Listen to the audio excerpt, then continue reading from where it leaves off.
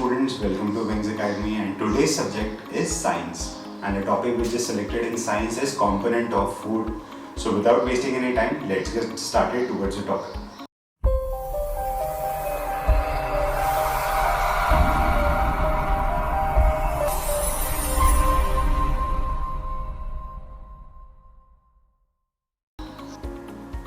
आज का टॉपिक है कंपोनेंट्स ऑफ फूड। और कंपोनेंट्स ऑफ फूड शुरू करने से पहले मैं चाहता हूं कि आप मेरे प्रीवियस लेक्चर वीडियो जो फूड के ऊपर था वो ज़रूर देखिए, ताकि आपको बेसिक डिस्क्रिप्शन और बेसिक आइडिया लग जाए कि फूड क्या होता है और वेराइटी ऑफ फूड्स क्या क्या होती हैं। तो चलिए शुरू करते हैं। सबसे पहला पॉइंट जो कंपोनेंट्स ऑफ फूड में आता है दैट इज योर कार्बोहाइड्रेट्स यानी कार्ब्स। ये कंपोनेंट्स ऑफ फूड क्या चीज़ होती है और ये क्यों इम्पोर्टेंट होता है बॉडी के अंदर, वो समझना बहुत ज़रूरी है। सबसे पहली चीज समझते हैं कि कंपोनेंट्स ऑफ फूड क्या होते हैं। कंपोनेंट्स ऑफ फूड होते हैं जो फूड ब्रेक डाउन होता है अपने अलग अलग फॉर्मेशंस में। एक फूड जो हम इंटेक करते हैं, मान लीजिए हम एक व्हीट यानी चपाती हम कंज्यूम करते हैं या हम कोई दूसरा वेराइटी ऑफ फूड कंज्यूम करते हैं, तो उससे हमारे को क्या चीज़ मिलती है, हम वो कंज्यूम करते क्यों हैं, उससे कुछ ना कुछ बेनिफिशियल हमारे को मिलना चाहिए तभी हम उसको कंज्यूम करते हैं। तो these all components have been absorbed by the food in our body. तो सबसे पहला कंपोनेंट जो है that is your carbohydrate. Carbohydrate जो है वो एनर्जी जनरेटर होता है, ये आपकी बॉडी के अंदर एनर्जी जनरेट करता है और प्लस इससे आपको बहुत सारे बेनिफिट्स होते हैं आपकी बॉडी के अंदर। क्योंकि अगर एनर्जी जनरेट नहीं होगी तो ऑब्वियसली बात है आपको डे टू डे लाइफ के वर्क करने में थोड़ी सी प्रॉब्लम आएगी। तो कार्ब्स आपकी लाइफ में बहुत इंपॉर्टेंट रोल प्ले करते हैं। कार्ब्स बॉडी के अंदर एनर्जी जनरेशन का भी काम करते हैं, कार्ब्स बॉडी का न्यूट्रलाइज भी रखते हैं, मसल बिल्डिंग में भी थोड़े बहुत कार्ब्स काम में आते हैं, फैट रीजनरेशन में भी कार्बोहाइड्रेट्स काम में आते हैं। अब जो कार्बोहाइड्रेट्स यानी कार्ब्स है ये तीन कैटेगरी में डिस्ट्रीब्यूट होता है। फर्स्ट फॉर्म होती है इसकी शुगर की, सेकेंड फॉर्म होती है इसकी स्टार्च की और थर्ड फॉर्म होती है इसकी सेल्यूलोज की। तो फर्स्ट फॉर्म के बारे में हम बात करते हैं शुगर की। शुगर के अंदर भी कार्बोहाइड्रेट्स बहुत ही ज़्यादा क्वांटिटी में मौजूद होता है। तो कुछ लोग कहते हैं कि कार्बोहाइड्रेट कंज्यूम करना चाहिए, बॉडी के लिए अच्छा होता है। कुछ लोग कहते हैं कार्बोहाइड्रेट जितना लिमिटेड होता है उतना रखना चाहिए।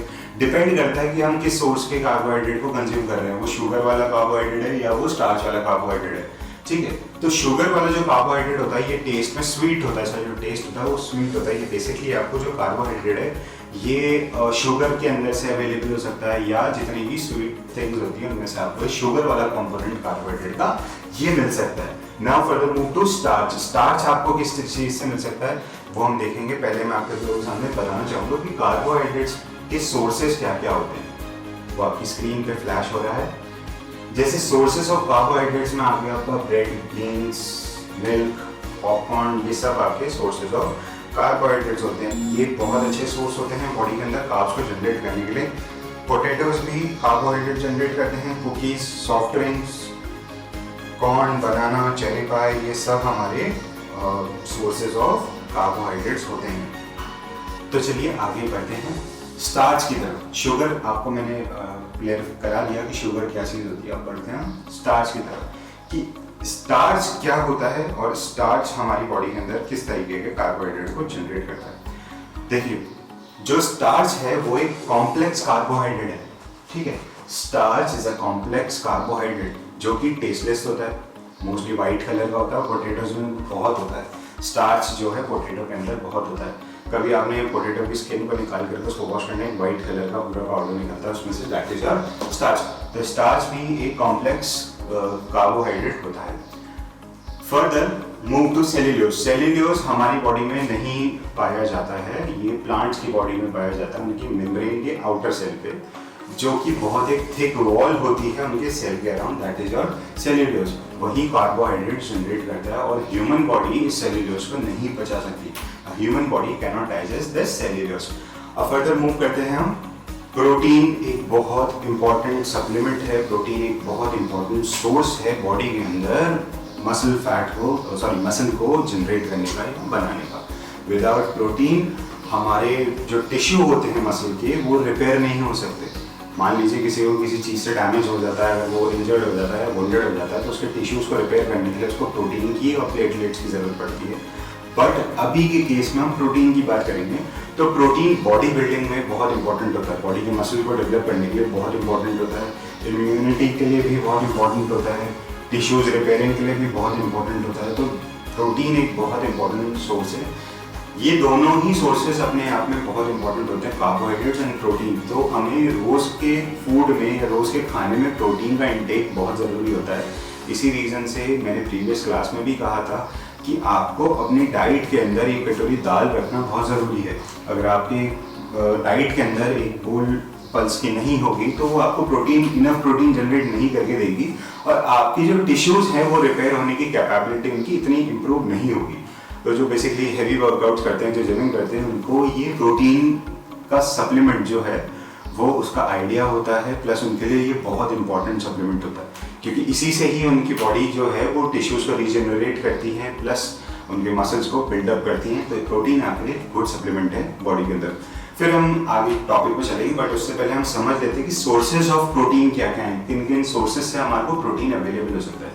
देखिए, हमारे घर के अंदर ही प्रोटीन के बहुत सारे सोर्स हैं। जैसे मैंने आपको एक बताया, दाल एक अच्छा सोर्स है। उसके अलावा भी सी फूड्स जितने भी होते हैं, फिश, क्रैब, लॉबस्टर, ये जितने भी सी फूड होते हैं, इसके अंदर अच्छी क्वांटिटी में आपको प्रोटीन अवेलेबल हो जाता है। एग्स जो होते हैं उसके अंदर भी एक अच्छी क्वांटिटी में आपको प्रोटीन मिलता है, बट आपको उसकी क्वांटिटी यानी कि एग्स की क्वांटिटी को ज़्यादा रखनी पड़ेगी, तो आपको एक प्रोटीन की जो अमाउंट है वो अच्छा मिलेगा। सोयाबीन के अंदर भी प्रोटीन अवेलेबल होता है। मीट एंड फिश वापस से सी फूड के अंदर आ गया है, बट मीट के अंदर भी प्रोटीन की इंटेक बहुत अच्छी क्वांटिटी में होती है। सो बेसिकली आप अब देख सकते हैं अपनी डिस्प्ले स्क्रीन पे sources of protein and what is protein. Protein के बाद हम बात करते हैं फैट्स की। तो फैट जो है वो एक एनर्जी गिविंग फूड होती है। फैट भी बेसिकली कार्ब्स जैसे वर्क करता है, बर्न होगा तो एनर्जी जनरेट होगी। फैट्स डिपेंड करता है कि हम क्या चीज़, कौन सा फैट कंज्यूम करते हैं। हम गुड फैट कंज्यूम करते हैं या हम बैड फैट कंज्यूम करते हैं। बैड फैट से आपको सिर्फ, यानी कि बैड फैट से सिर्फ आपको कोलेस्ट्रॉल ही जनरेट होता है, जो बाद में जाके हार्ट डिजीज में कन्वर्ट हो जाता है। सो इट्स बेटर कि हम गंदा खाने से अच्छा या जंक फूड खाने से अच्छा अनसैचुरेटेड फैट्स ज़्यादा प्रेफर करें, जो कि ना तो तला हो, ना बर्न करा हो, ना जलाया हुआ हो। तो unsaturated fats are good for your body. Fat हमारे को कई सारी चीज़ों से मिलता है, जैसे ऑयल से भी हमारे को फैट मिलता है, और चीज़ से भी हमें फैट मिलता है, होल एग से। यहाँ पे होल एग का मतलब है एक white plus egg yolk include होकर के जो पूरा कंप्लीट एग आपको होता है, उसमें आपको फैट की क्वांटिटी अच्छी मिलती है। प्लस सोर्सेज जो है फैट के वो बहुत सारे हैं। ऑयल के थ्रू भी हम हमारे फैट को अवेलेबल करते हैं, ऑयल भी हमारे को फैट देता है, ठीक है। कई सारे सोर्सेज है। प्लस जो फैट है ये हमारे मसल को भी मजबूत, यानी स्ट्रेंथ करता है, मजबूती देता है हमारे मसल्स को। और अनसैचुरेटेड फैट जो है हमारे को छोटे छोटे अमाउंट में हमारे बैलेंस डाइट के अंदर, यानी हमारे खाने के अंदर अनसैचुरेटेड फैट को इन्वॉल्व करना बहुत ज़्यादा ज़रूरी है। ऑयल को इन्वॉल्व करना ज़रूरी है, एग्स को इन्वॉल्व करना ज़रूरी है हमारे बैलेंस डाइट के अंदर। वाइटामिन्स हमारी बॉडी के अंदर हमारी इम्यूनिटी को बढ़ाते हैं। इनफैक्ट हम वाइटामिन्स के थ्रू कई सारे डिजीजेस से भी लड़ सकते हैं। वाइटामिन्स कई तरीके के होते हैं, vitamin A, vitamin D, vitamin E, vitamin B, vitamin K, बहुत सारे होते हैं, बट विटामिन्स के दो कॉम्प्लेक्स डिस्ट्रीब्यूशन हैं।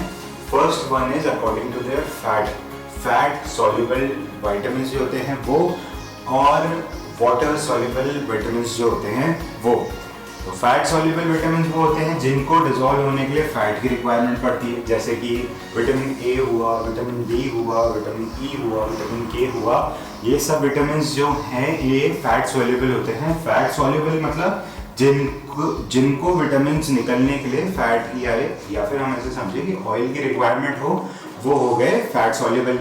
और सेकंड आते हैं वाटर सॉल्युबल, जो हमें डेली बेसिस पे कंज्यूम करने पड़ते हैं, यानी रोज़ खाने पड़ते हैं। अगर हमारे को रोज़ हम कंज्यूम नहीं करेंगे तो वो हमें विटामिन नहीं मिल पाएंगे जो हमें चाहिए, जैसे कि बी, सी, के, ये सब रोज़ के विटामिन देने की चीज़ें होते हैं। कुछ लोग मल्टीविटामिन वाली भी कैप्सूल्स या टैबलेट प्रेफर करते हैं, बट कोशिश कीजिए कि जितना विटामिन हो आप रॉ कंज्यूम कर सकें, सब्जियों से, या न्यूट्रिएंट्स वैसे एब्जॉर्ब कर सकें तो ज़्यादा बेनिफिट है। Further move to minerals, but उससे पहले आप विटामिन के सोर्सेज देख लीजिए।